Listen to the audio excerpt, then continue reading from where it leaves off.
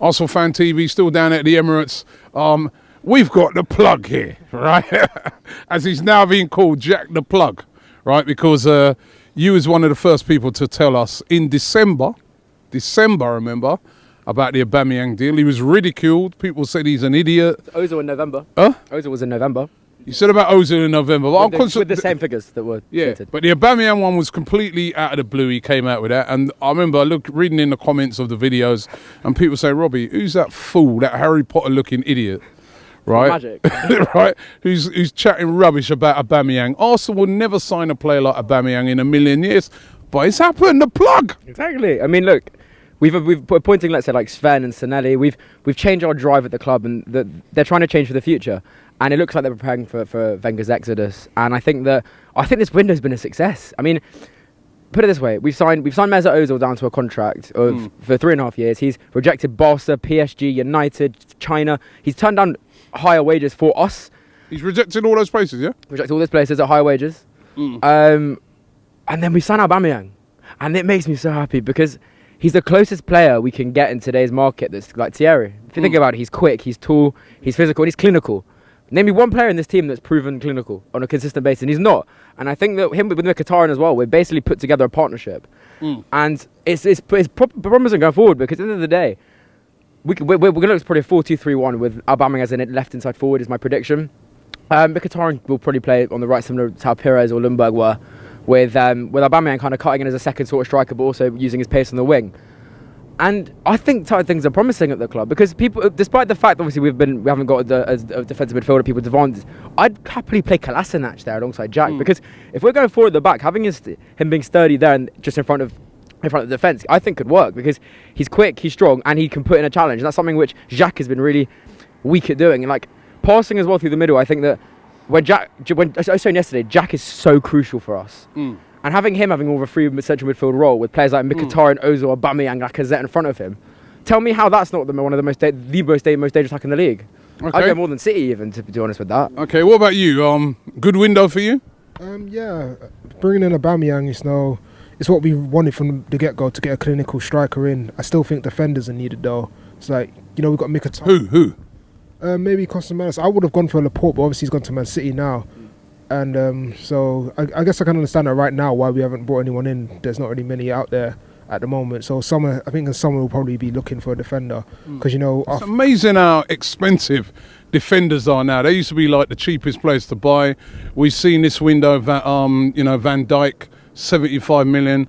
Laporte, listen, highly rated player, but he's not even a regular in the French team.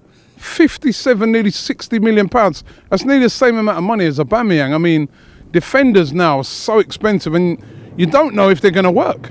Yeah, I mean, that's the market that we're in right now, like back in the day you might be able to get a defender for like less than 30, like top quality one, but now in any position you've got to pay the top dollar if you want to bring in the world-class players, and I feel it's good to see that Arsenal starting to do that, and then hopefully we can bring in some more and then become title challengers again. Frank, your boy Theo Walcott's gone. Right, he scored actually. He scored for Everton. He scored 2, I've been told. And listen, I knew Theo would do well if he went elsewhere because he was just there stagnating. But what do you think of the players that are coming? See, I'm very surprised we've got Aubameyang because it sounds very stupid. Now, it pains me to say it, but throughout the years he's rejected the likes of Real Madrid, Manchester United, Chelsea. This has all been reported that I've seen on news reports, but he's come to us. What? I don't. You're worried about that. You're worried about the fact that none of those teams have ever taken him on. No, I'm not. I'm not necessarily worried about it. I'm just confused as to. I'm happy, of course, but I'm confused as to why he chose us. We're in a state of.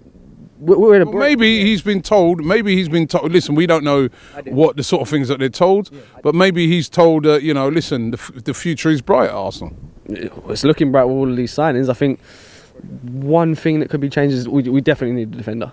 It's probably not going to happen in this window, but we need a new defender. I'm very happy with some of the business though. Like I'm being confused with some of it, especially Coquelin. I'm not sure why we sold Coquelin. That's really shocked me. We needed midfielders.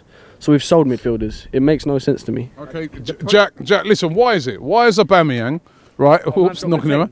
Why is Aubameyang? He could have went, like you said, he could have went Real Madrid, in China. He's faced that play. Why has he come to Arsenal? No Champions League football.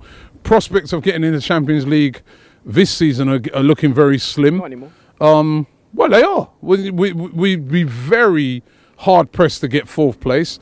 To win the Europa League, it's going to be very difficult. To win a trophy like the Europa League is always going to be very difficult. Why is he deciding on Arsenal? So this thing, this was the same reason why Ozil penned the new deal. Arsenal, despite the fact, and I'll get hate for saying this, but every time I got hate, I've been proven right. Like Jack Byng should be captain, but yeah. Put it this way: we have one of the brightest projects at the club at the moment. We've got the best scout in the world, one of the best sporting directors in the world. We've got Gazidis forcing a change. We've got a manager who will be leaving soon. We've got an owner who is likely to be selling the club as well, and the path we're going and the setup that's being done and the forceful changes made by Gazidis with its catalyst for change, which we were proven wrong because he actually was implementing such, but it's promising. And if you look at the project and if you look at the youngsters coming through and the money that's now willing to be spent, how can you say that's not promising? Like this summer, be prepared for a big one.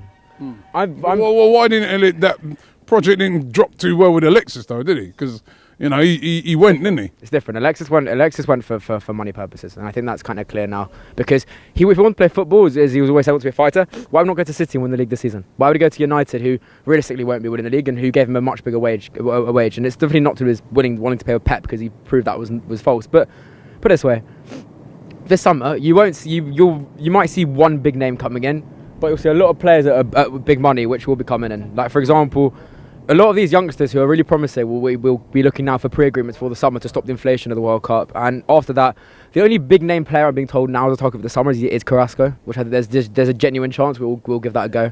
Players looking to leave, Ramsey could go, El Neni, Welbeck, for example. But times are bright. We're really pushing for this summer. Keepers, defenders, every position. And I'm very confident for the next couple of seasons. I ignore how poor this season's been and inconsistent. I can't. I know we can't, and it's hard. But I'm saying, put that to one side when I'm saying this. But from next season onwards, it's looking very, very promising. And equally, for everyone who was like there chatting hate, like if we don't get Aubameyang, stand by your word. I ain't gonna back down. Everyone else, all the other in the nose back down. I'm not claiming to be in the know, but I stayed at my point and I was proven right. Okay, all right. He was proven to be right. We have got Aubameyang. Who's that? Right. So we have got Aubameyang. Listen, I think it's been a very positive window. Most of the fans think it's very positive, but the one thing that everybody seems to be saying, we should have got in a couple of defenders as well, but maybe that's going to be for the summer. I think we're out here from the Emirates.